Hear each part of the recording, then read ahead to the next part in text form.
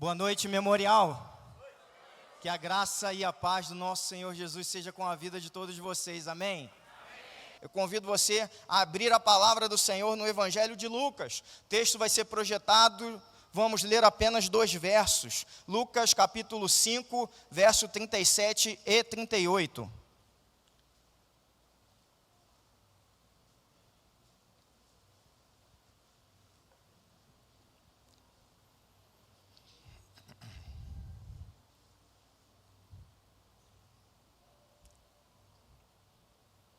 Lucas capítulo 5, verso 37 e 38. Assim, o Senhor Jesus vai nos dizer nesse evangelho: e ninguém põe vinho novo em odres velhos, porque se fizer isso, o vinho novo romperá os odres, o vinho se derramará e os odres se estragarão. Pelo contrário, o vinho novo deve ser posto em odres novos. Amém? Tema da minha mensagem nessa noite é o novo de Deus. Você crê que Deus tem novo para você? Amém? Não importa se você já caminha com Deus há 30, 40 anos, quem sabe, mas você acredita que Deus é capaz de surpreender você com o novo? Amém? Eu creio, irmãos. Então, vamos orar mais uma vez, pedir a bênção do Senhor sobre essa palavra. Pai, eu te louvo nessa noite mais uma vez.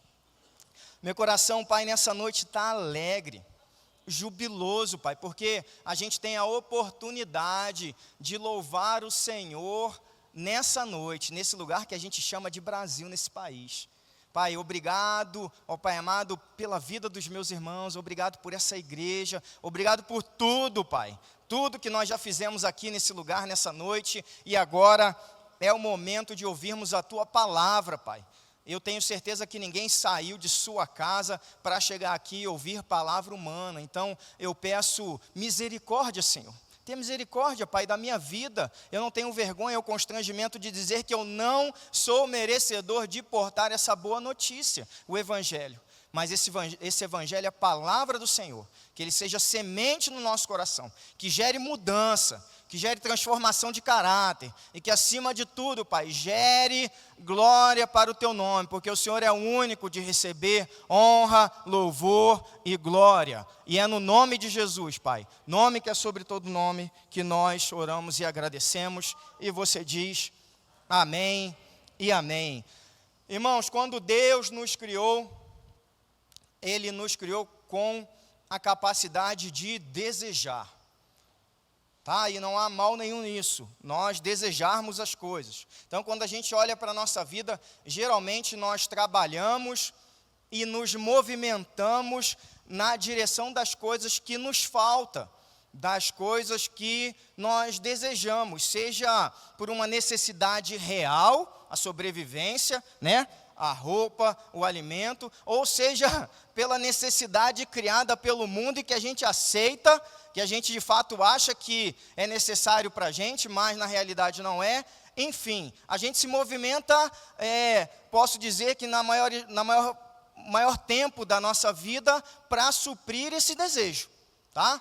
E Deus colocou desejo no nosso coração por várias coisas. Então, seja o desejo por conquistar a casa própria, um carro novo, um eletrônico, uma promoção, fazer uma faculdade, ou até mesmo aquela viagem que você tanto sonha. Isso vem do desejo.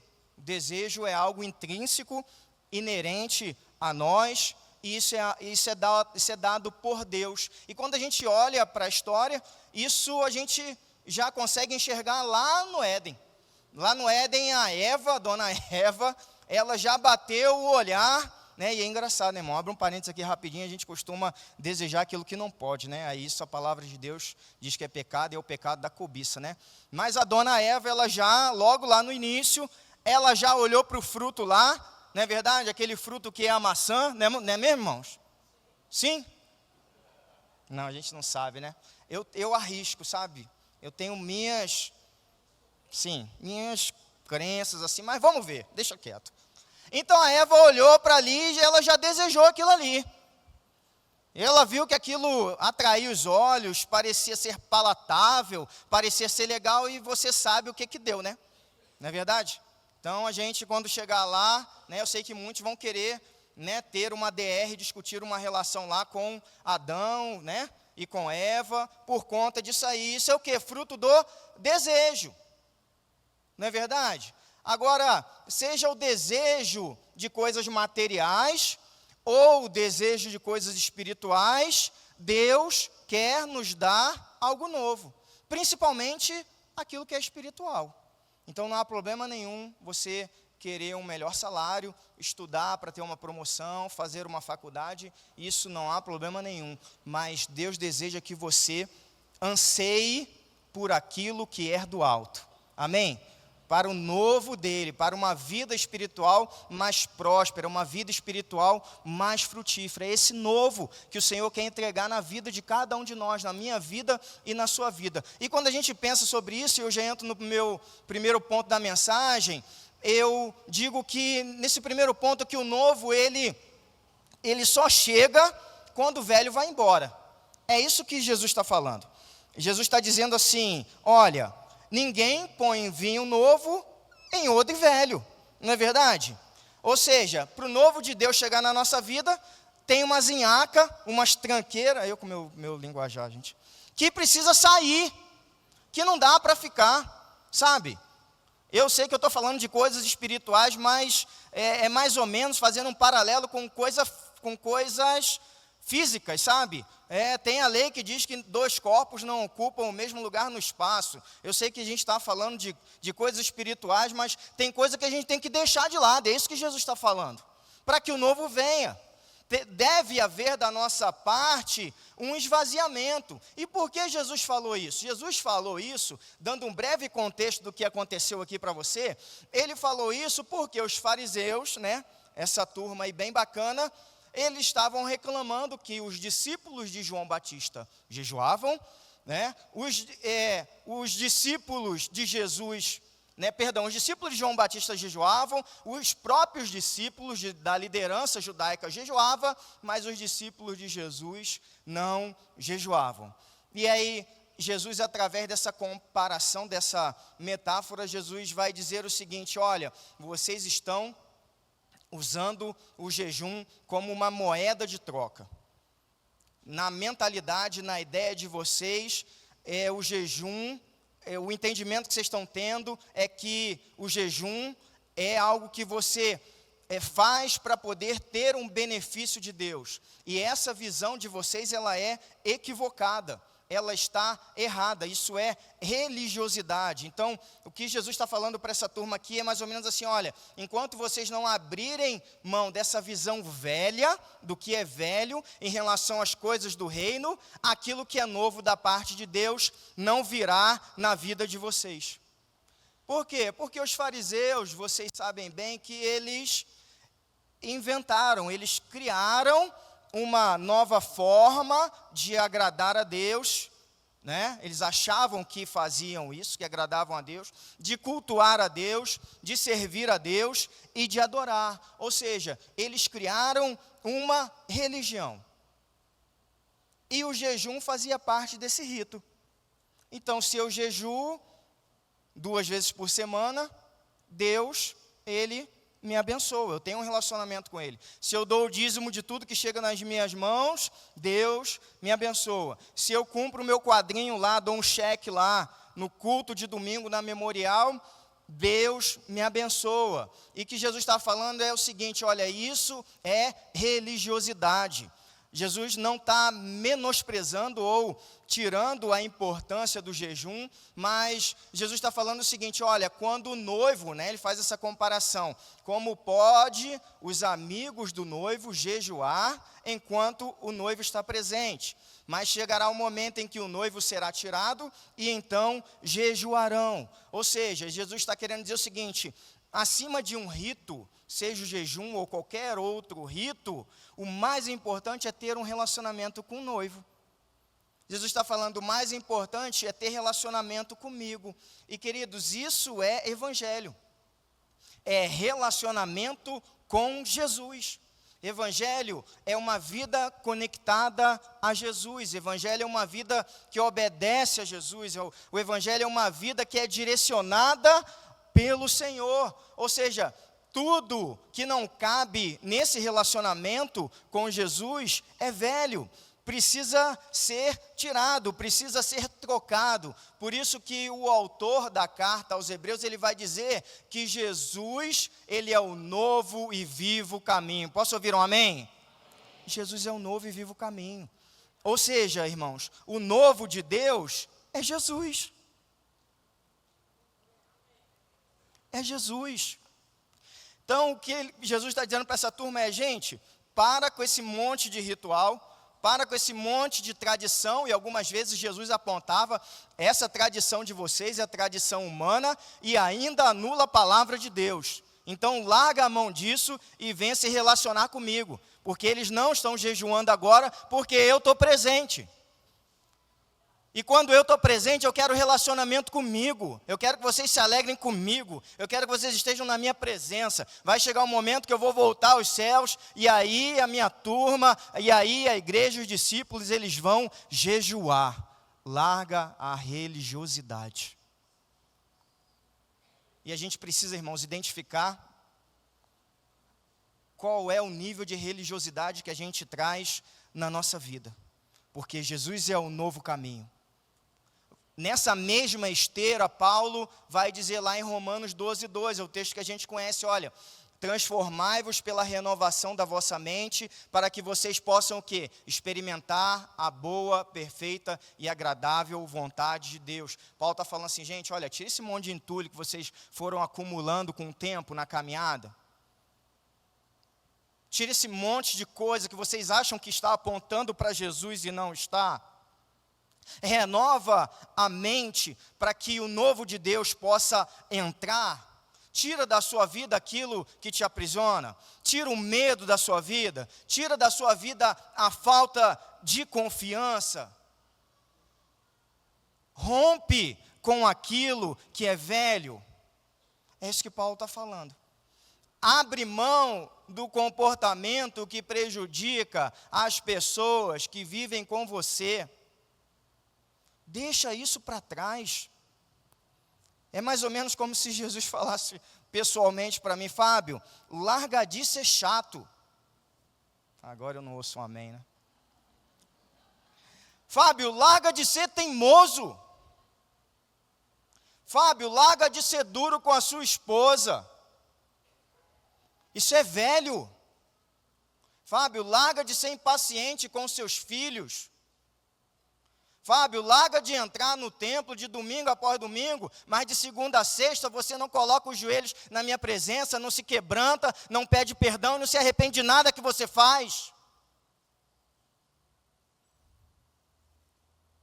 Larga a mão disso, de viver essa religiosidade que fica cobrando dos outros, que os outros jejuem, mas você não faz isso. Larga isso, Fábio, larga o egoísmo. Larga a vaidade, larga a prepotência.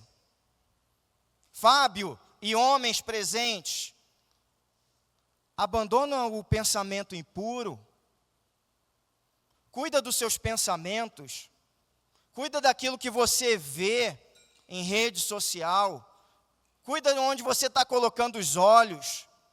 Isso que é o velho, irmãos. Isso que é o velho que não tem mais espaço na nossa vida nova em Cristo. Não tem mais. É isso que Jesus está dizendo, olha, enquanto você não abrir a mão daquilo que é velho, o novo não virá. E aí por isso que, em outra ocasião, lá aos Filipenses, Paulo vai dizer, olha, eu uma coisa faço, esquecendo-me das coisas que para trás ficam, ou seja, não significa amnésia, mas eu estou me desprendendo, eu estou deixando para trás, eu estou me livrando das coisas que para trás ficam, eu avanço e prossigo para o alvo, para o prêmio da soberana vocação em Cristo Jesus. Abre mão do que é velho, irmãos. Pede a Deus um coração ensinável. Fala, Senhor, o que está entranhado na minha vida, que eu já carrego, já com 5 anos de evangelho, com 10 anos de evangelho, com 15 anos de evangelho, eu vou fazendo 30 anos de evangelho, e minha esposa não vê mudança dentro da minha casa, e minha esposa não diz que eu sou um marido amoroso, e minha esposa continua sofrendo com as minhas atitudes. Abandona o que é velho, irmãos. E eu também tenho que abandonar a coisa velha, tá? Então vamos nos unir, vamos orar e vamos buscar o Senhor em nome de Jesus. Eu não estou falando aqui livre não, irmãos. Sou um pecador aqui como todos são, mas nós precisamos caminhar nessa direção.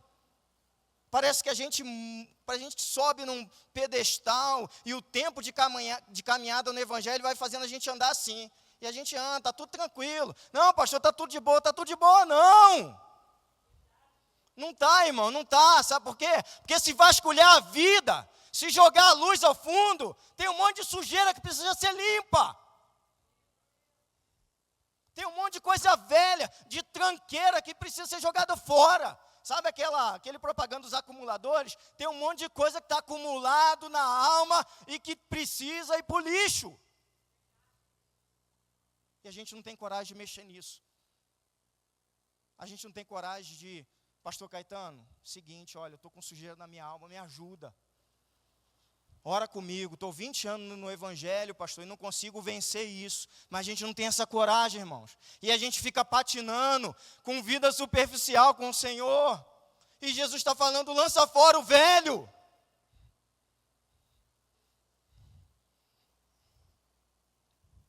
Mas para falar sobre o novo, irmãos, eu queria pensar um pouquinho na vida de um guri chamado Davi.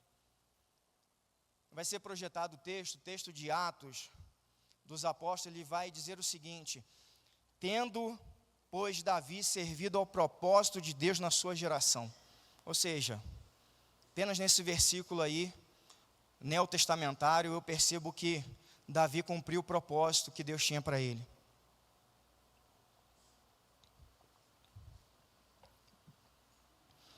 Olhando para esse texto, eu vejo que Davi abençoou uma geração.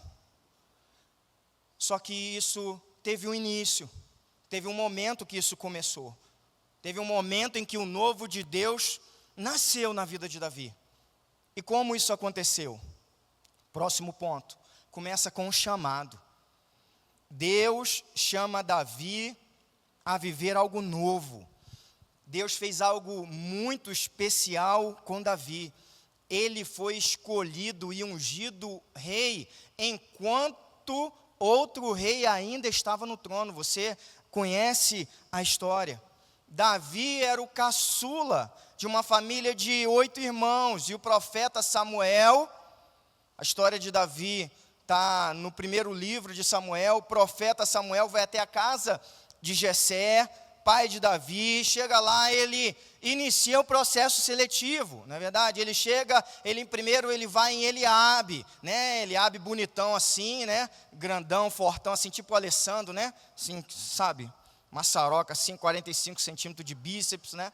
Irmãos, quando eu oro para Deus mandar anjo na minha vida, eu falo assim, Jesus, seja um anjo assim forte que nem o Alessandro, assim. Nada a ver com a mensagem. Mas tudo bem, esqueci. Não, Samuel chegou na casa de Jessé e achou que era Eliabe. E aí Deus falou assim, não é. Os homens enxergam a aparência, eu enxergo o coração. Eita lapada no profeta, né? Eita Jesus, imagina. Cara, o pastor Fábio está, ó, ali bonito, né? Mas, cara, Deus está olhando aqui, ó. É aqui, irmãos. Motivação. E aí o processo segue. Não é Eliabe. E aí Samuel fala, tá, Senhor, é Abinadab? E Deus fala, não. Senhor, então é Samar? Também não, né? E vai prosseguindo, né? Que nem aquela pegadinha que quiseram fazer com Jesus. Ó, o irmão morre e não deixa filho. E a mulher é esposa de outro, né? Vai indo assim, né? Não é ninguém. E aí o profeta pergunta, tá, Jessé, e aí, acabou? E aí é que o pai vai lembrar que tinha mais um. Ah, é verdade, eu tenho um menino, tenho um ruivinho, que ele tá lá no pasto, ele está longe, ele está cuidando das ovelhas. E quando eu olho para isso, gente, o que isso me ensina? Isso ensina que você pode fazer as suas obrigações, onde Deus colocou você, dando o melhor que você pode, e mesmo que os homens se esqueçam de você, Deus nunca vai esquecer de você. Posso ouvir um amém?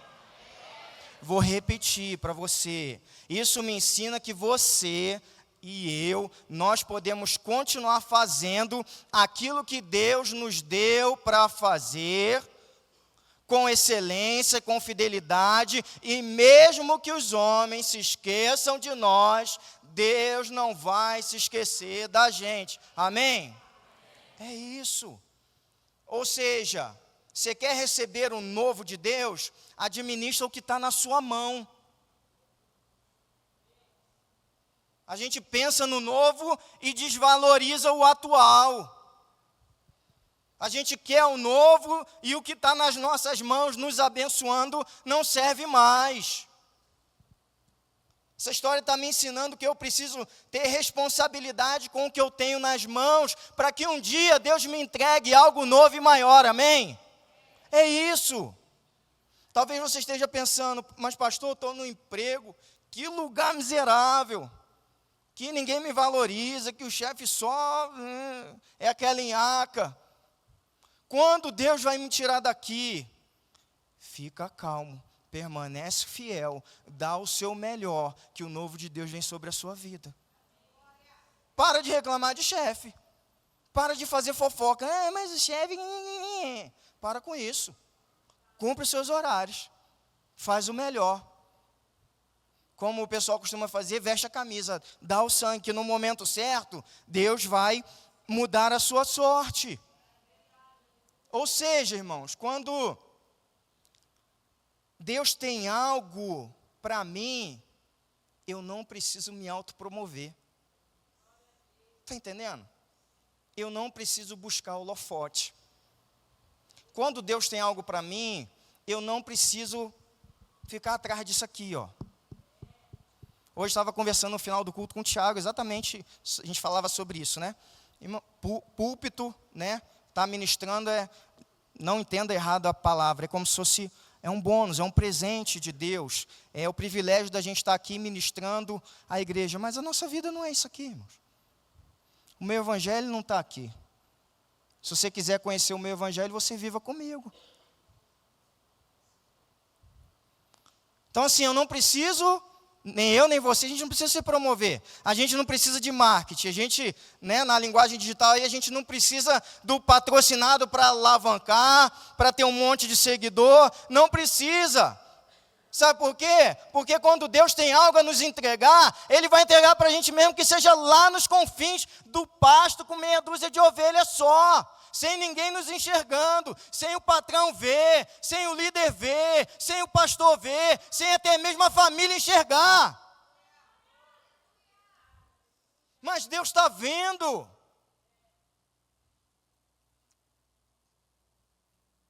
Tem uma fala do mundo que diz assim: quem não é visto não é lembrado. Quem já ouviu essa frase? Não é assim? Mas, irmãos, para Deus funciona assim, ó. Quem é fiel nunca será esquecido. É assim que funciona para Deus. Tá? O mundo pode não ver você, mas o Senhor nunca vai te esquecer. Nunca vai esquecer a sua fidelidade. E aí o profeta derrama óleo, vai lá no pasto, lá atrás do ruivinho, e unge Davi. E aí o próximo ponto que eu vejo com a história de Davi, que o novo cresce primeiro dentro de nós.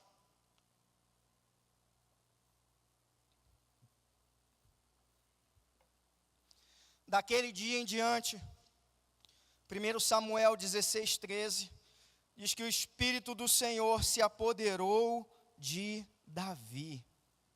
Irmãos, a obra do Espírito começa por dentro. A obra do Espírito, ela é feita no secreto. Tá? Antes de Deus fazer algo através de nós, Deus vai fazer algo em nós. Não tente transbordar aquilo que Deus ainda não fez no seu coração. Precisa ser gerado internamente na alma para depois se tornar visível. Antes de você impactar a vida das pessoas, Deus precisa impactar a sua vida. Irmãos, quando eu falo isso, eu olho para o profeta Isaías, lá no capítulo 6, ele fala, ai de mim, ele tem uma visão com o Senhor, e eu fico perguntando para mim mesmo, Senhor, o que esse homem viu? Que mudou a vida dele? Que impacto é esse que esse homem recebeu na alma?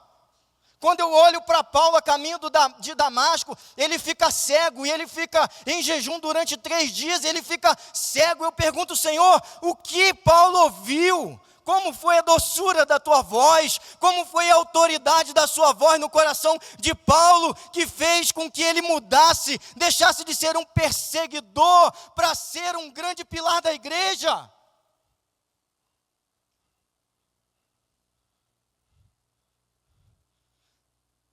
Irmãos, a gente precisa pedir a Deus para nos impactar. A gente precisa pedir a Deus para gerar algo novo no nosso coração. E não importa quanto tempo de caminhada você tem. Nós precisamos pedir a Deus para ter novas experiências com Ele através da palavra, como muito bem o pastor Caetano pregou hoje de manhã. Eu achei o livro, assista essa mensagem. A gente precisa ter novas experiências com Deus através da sua palavra. A gente precisa permitir, irmãos, que o Espírito se apodere de nós, que o Espírito tome a nossa vida, e que o Espírito vá nos enraizando, que Ele vá nos alicerçando, que Ele vá nos firmando, para que a gente seja como uma árvore de raízes profundas, que vai se aprofundando ao solo, porque ela sabe que precisa de nutrientes, ela sabe que precisa buscar lá no fundo para poder frutificar, porque sem nutrientes não vai gerar fruto, sem Deus você não gera fruto, sem Deus não vamos a lugar nenhum, sem o poder do Senhor não podemos fazer nada. Sabe por quê? Porque o Evangelho é feito de pessoas que se entregam a Jesus e estão sob a direção do Espírito Santo de Deus, porque não dá para fazer essa obra na força do braço, irmãos. Não dá. Não dá para fazer. Aprofunde o seu relacionamento com Deus. Fala, Senhor, estou vendo que o teu Espírito se apoderou de Davi, se apodera do meu coração. Protege o meu coração, Senhor, das minhas vaidades. Protege o meu coração, Senhor, do meu achismo, daquele sentimento de ser melhor que as pessoas. Deixa o Espírito Santo agir na sua vida. Deixa Ele criar no seu coração, na sua alma, raízes profundas. Talvez você tenha chegado aqui com a vida bagunçada. Talvez você esteja aqui falando, pastor, as minhas raízes são frágeis. Qualquer vento que bate, eu já quero desistir, eu já acho que eu não vou conseguir seguir, que não vai dar, que vai ser o fim da linha para mim. Deixa Deus tomar as rédeas da tua vida, irmão, em nome de Jesus. Para de querer ter o controle da sua vida, sendo que é melhor que Deus tenha o controle dela. É melhor. Talvez você esteja aqui sem esperança, fraco, abatido, mas Deus quer gerar algo novo na sua vida. Deus quer gerar algo novo no seu coração. Mas para que isso aconteça, o Espírito Santo precisa se apoderar de você. Tomar a sua mente, porque aí você vai ter a mente de Cristo. Tomar o seu coração, porque aí todo sentimento que não provém de Deus vai ser jogado fora. O Senhor quer conduzir a sua vida. O Senhor quer conduzir a sua história. E aí, irmãos, isso me faz lembrar do Salmo 1, que diz que o justo é como aquela árvore que é plantada junto a ribeiro das águas. No Senhor a gente tem águas, irmãos. O Senhor é a nossa fonte. O Senhor tira a nossa sede. O Senhor nos alimenta. E esse salmo vai dizer, olha, essa árvore que é plantada junto a ribeiro de águas, ela dá fruto no tempo certo. Ou seja, aquilo que é novo surge dela no tempo certo, no tempo de Deus. Vou falar daqui a pouco sobre isso. As suas folhas não murcham e tudo que ele faz prospera. Aleluia! Deus não quer ver ninguém de folha murcha, irmãos. Deus não quer ver a gente moribundo. Deus não quer ver a gente entristecido. Deus não quer ver a gente cabisbaixo diante das lutas e dos desafios da vida. Permita o Espírito Santo se apoderar de você, da sua história. E aí, o novo do Senhor surgirá, amém? Próximo ponto, acho que é o quarto.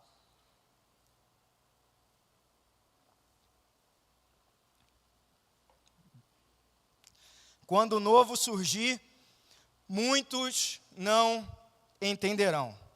E por que, pastor, não entenderão? É simples, porque não tem visão espiritual. Tá?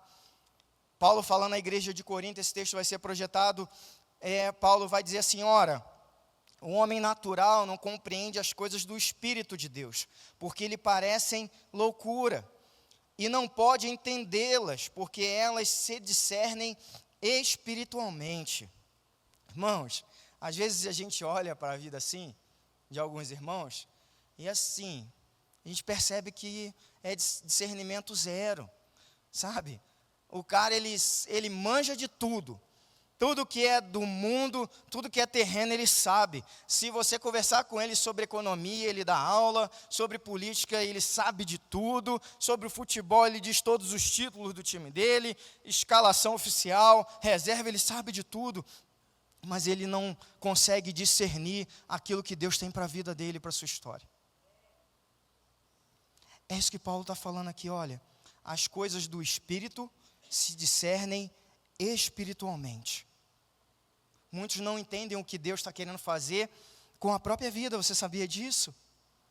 E aí a gente vai perceber isso, ver isso bem claro na história de Davi, na parte em que Davi vai enfrentar Golias. Isso está lá em 1 Samuel capítulo 17. E Golias, ele sai todos os dias, diz a história, desafiando o exército de Israel. E ele, todo dia ele vai, olha, dê-me um homem para lutar comigo. E aí no próximo dia, de novo, dê-me um homem para lutar comigo. E vários dias essa ladainha. Na sua prepotência, irmãos, Golias achava que, de fato, não levantaria ninguém.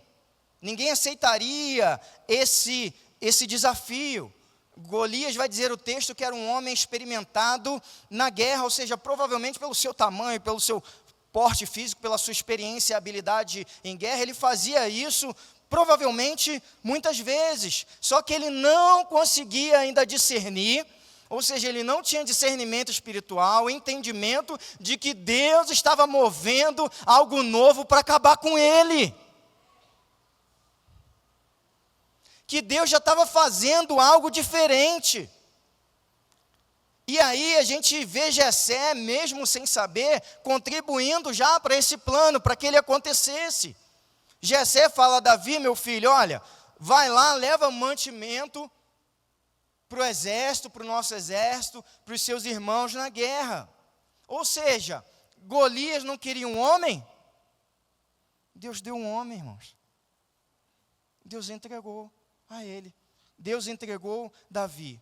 E isso me ensina, irmãos, que Deus, ele costuma preparar algo novo para nós, toda vez que surge também um novo desafio. Sabia?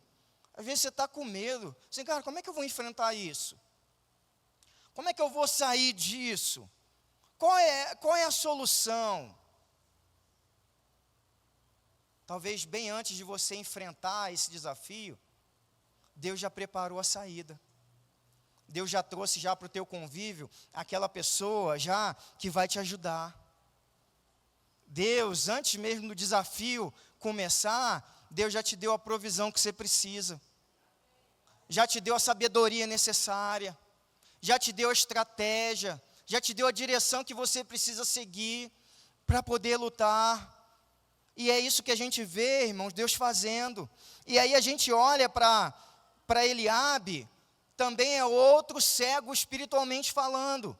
1 Samuel 17, 28. Quando Eliabe, seu irmão mais velho, ficou furioso com Davi e disse: por que vieste para cá e com quem deixaste aquelas poucas ovelhas no deserto? Ou seja, desprezando Davi. Cara, seu lugar é lá com as ovelhas, você é um pastorzinho, sabe? Você não é nada, você é ninguém. Por que você está aqui vindo na guerra? E ainda julga o menino, fala assim: olha, eu conheço o teu orgulho e a tua maldade, você está aqui, você quer ver a batalha só, você quer ver só o derramar de sangue, é para isso que você está aqui. E é isso que o próprio irmão fala para Davi, ou seja, discernimento espiritual zero. Eliabe não consegue enxergar o que o novo de Deus está chegando através da vida de Davi. E quando Eliabe, irmãos, ele está na nossa vida, não sei se você tem algum Eliabe na sua história, ele não tem a mínima ideia daquilo que Deus quer fazer e vai fazer através de você. Eliabe é aquele camarada que diz assim: olha, você não tem que estar aqui, você não pode liderar, você não pode estar à frente aqui no louvor, você não pode ser um facilitador de pequeno grupo, você não pode ser um professor de EBD, você não tem tempo de evangelho suficiente, você não é inteligente o suficiente, você não tem experiência suficiente. Esse que é Eliabe na nossa vida. Esse camarada que fala assim. Não, deixa eu falar uma coisa para vocês. Olhando para a história de Davi, eu vejo que Deus, ele não costuma usar por ordem de chegada, sabia? Não é verdade? Conseguiram perceber isso? Né? Eliabe é o filho mais velho. Davi é o filho mais novo, sabe? Deus, sabe, tem aquele costume de bagunçar as estruturas e hierarquias que a gente monta, sabe? Nos nossos relacionamentos e no nosso convívio. Fez a mesma coisa com Esaú e Jacó. Jacó era o mais novo, mas ele aceitou Jacó. Ele recusou Esaú. Ou seja, pastor, o que Deus então leva em consideração? Deixa eu dizer para você o que Deus leva em consideração. Deus leva em consideração a intensidade da entrega e a renúncia. É isso que Deus leva em consideração. O quanto você está disposto a caminhar com Ele. O quanto eu e você, nós estamos dispostos a renunciar para ter aquilo que Deus deseja para a nossa vida. Eliabe tem mais tempo, está no exército ali, né? Mas Davi tem mais renúncia. Eliabe está ali entre os soldados, ele está escondido, Eliabe é mais um. Só que Davi coloca a própria vida em jogo nessa batalha, irmãos. É skin in the game, não é verdade? Davi fala assim: não, eu vou enfrentar, sabe? Eu vou enfrentar. A gente olha para Saul, poucos versos depois, Saul também duvidou. Saul disse a Davi: olha, você não pode lutar contra esse filisteu. 1 Samuel 17, 33, pois ainda é moço, e ele é guerreiro experiente desde a mocidade. Eliabe não tinha visão espiritual. Saul também não tinha capacidade de entender o novo que Deus estava levantando para a nação de Israel. Muitos não vão entender também quando Deus fizer aquilo que Ele tem prometido para você. Por quê? Porque vão olhar para as suas limitações. E o que o Senhor quer nessa noite é te encorajar. É te encorajar e dizer que você não precisa estar sujeito à aprovação humana. Amém, irmãos? Não precisa. Faça de tudo para viver em paz com as pessoas. Faça de tudo para amar as pessoas. Faça de tudo para cuidar das pessoas. Mas aqueles que não te aprovam ou que não gostam de você, paciência, que vivam a vida. E você viva a vida que Deus tem para você. É isso. E ore. Ah, pastor, fulano não gosta de mim. Eu falei, irmão, não tem problema. Quando você estiver na sua casa, você sabe que ele não tem, assim, sabe? Não gosta de você. Ora por ele. Abençoa a vida dele. Sabe? Faz como Jesus mandou a gente fazer. Né? Ora assim, Senhor, eu estou orando por esse miserável. Não queria estar orando por ele. Mas o Senhor está mandando, abençoa ele. Cuida do casamento desse infeliz. Protege os filhos dele. É assim que eu faço, irmãos. Estou sendo honesto. Eu não posso esconder sentimento para Jesus. Mas eu preciso obedecer. Senhor, toma conta dessa vida encrencada. Carne de pescoço. Abençoa ele. É assim mesmo. Não, sem tirar nem pôr. Desse jeito que eu oro mesmo. Para Jesus abençoar. Não é verdade? É assim que a gente vai caminhando, obedecendo a Jesus e sendo o quê? Sendo transparente, irmão, sendo honesto com os próprios sentimentos. Não para por causa de Eliabe, não. Não para por causa de Saul. Ah, não, você não pode. O cara lá é mais experiente. Você é menino, não, irmão. Vai, continua. Continua avançando. Vai com aquilo que Deus te deu. Pega a funda e as pedras e parte para cima. Mesmo que as pessoas não acreditem, seu líder não acredite, seu pai, sua mãe, seu pastor, não importa, Deus acredita. Caminha. Segue em frente. Pastor, e quando esse novo chega? Não sei. Não sei. Tem novo de Deus que eu espero há mais de 15 anos. Mas sei que vai chegar. Porque aquele que prometeu, irmãos, é fiel para cumprir. Ele é fiel. Por isso que eu sigo firme, olhando para a promessa, sabendo que um dia um novo chega, sabendo que Deus, Ele não se rende à nossa cultura imediatista, sabe? iFood tem que chegar em 20 minutos, se der 25 minutos eu já falo assim, ó, tem uma reclamação aí, né? Deus não se rende à nossa pressa moderna, sabe? Sabe por quê? Porque os pensamentos de Deus são mais altos do que os meus pensamentos. Os caminhos de Deus para a minha vida e para a sua história são mais altos do que os caminhos que você acha que são os melhores. O tempo de Deus, irmãos, o tempo de Deus é perfeito. Então, não se sinta nesse processo atrasado. Sabe por quê? Porque eu olho para o povo de Deus lá saindo do Egito em direção a Canaã, uma jornada que, sei lá, levaria 10, 11, 15 dias, e eles levaram 40 anos. 40 anos, sabe por quê? Porque o tempo de Deus, ele está conectado ao processo de Deus. E o processo de Deus na nossa vida é perfeito, irmãos. Ele é perfeito, é perfeito. Como diz o apóstolo Paulo, olha, aquele que começou a boa obra, ele vai completá-la até o dia de Cristo Jesus, ou seja, Deus começou. Deixa eu falar para você, Deus já começou uma obra na sua vida, já está iniciada, já está startada. Paulo vai dizer aos Efésios capítulo 1, aqueles que ouviram e creram no Evangelho, foram selados com o Espírito Santo da promessa, ou seja, selado da ideia de propriedade. Você é propriedade de Deus, e sendo propriedade de Deus, a construção está em andamento. Deus está fazendo, mas pastor, eu não estou vendo. Você não precisa ver, você precisa acreditar que Ele começou e que Ele vai completar. Se for para o Senhor, pode ser mais forte. Ele vai completar, irmãos. Às vezes a gente olha para a nossa vida e fala assim, Senhor, por que eu? Porque Ele quis. É a graça, é o escândalo da graça, irmãos. escolher gente miserável como eu e você.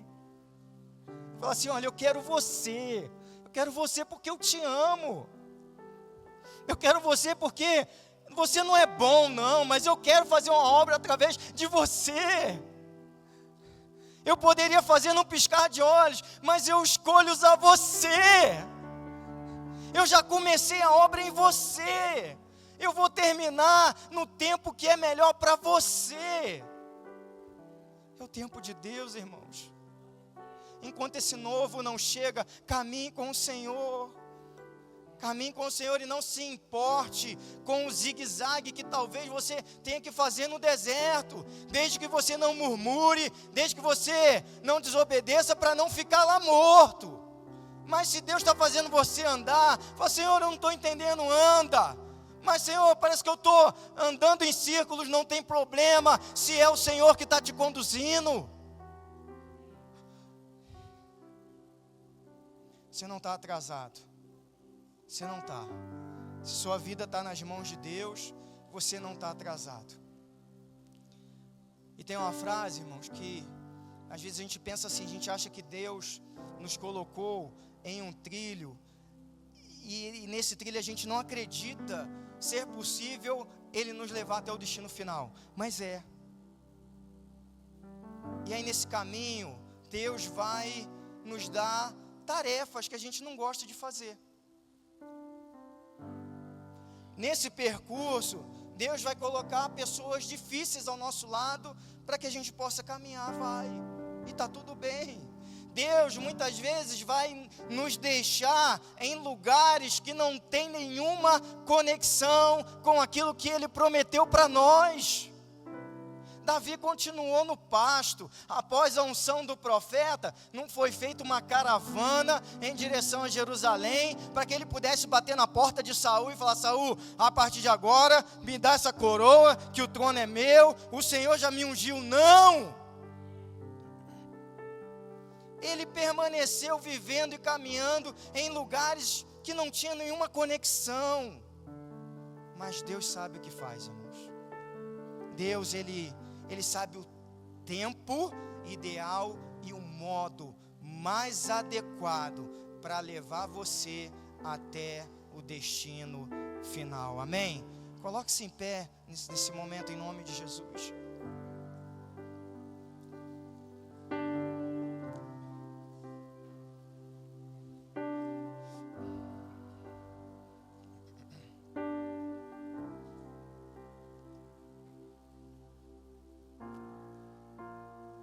Obra nova, irmãos, na nossa vida é especialidade do Senhor. O Senhor é especialista, sabe?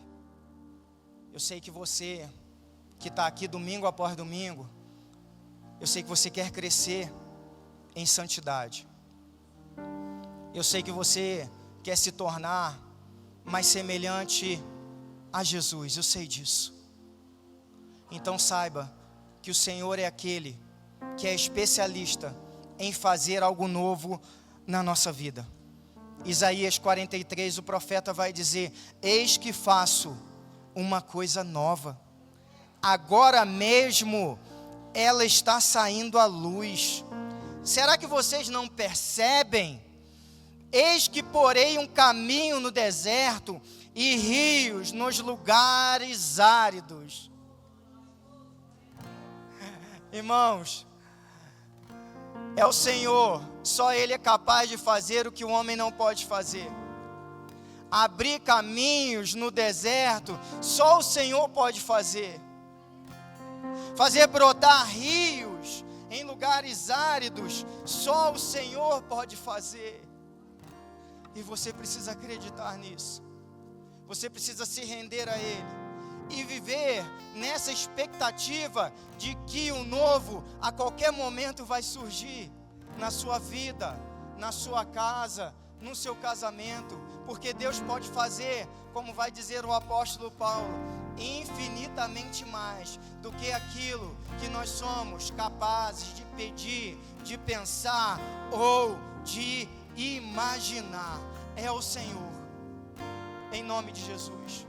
Eu convido você nesse momento a fechar os seus olhos, colocar sua vida diante do Senhor.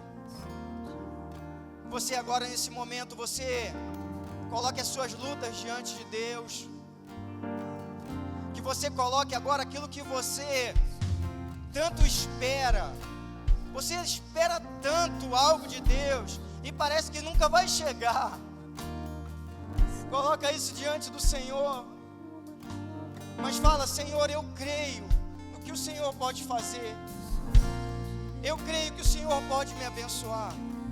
Eu creio, Senhor, que como o Senhor fez o novo na vida de Davi, o novo pode acontecer também na minha história, em nome de Jesus. Pai, nós estamos aqui, Senhor, diante da Tua presença, Pai. E é o Teu povo que coloca a vida diante do Senhor. Pai, como é bom ter algo novo do Senhor. Pai, como nós precisamos, em alguns momentos da nossa vida, algumas estações, a gente precisa, Senhor, de algo novo do Senhor, de que o Senhor faça algo que os irmãos não podem fazer, que o homem não pode fazer, que as pessoas pensam que é impossível de ser feito. Ó Deus, em nome de Jesus, cuida de cada um de nós, Senhor, e que a gente venha a esperar no tempo de Deus, que a gente venha a caminhar, ó Pai amado, em fidelidade ao Senhor, sabendo que a qualquer momento novo pode surgir, e que a gente venha, Pai, a caminhar, venha a semear, mesmo chorando, Pai, mesmo chorando, ansiando esse novo, mesmo que a gente chore, que a gente venha caminhar, mas que a gente não deixe de semear, porque diz esse cântico que nós iremos cantar agora, porque se nós semearmos, ó Deus, com lágrimas, com cantos de alegria nós colheremos. Todo aquele que sai andando e chorando enquanto semeia, voltará trazendo os seus feixes com alegria, em nome de Jesus.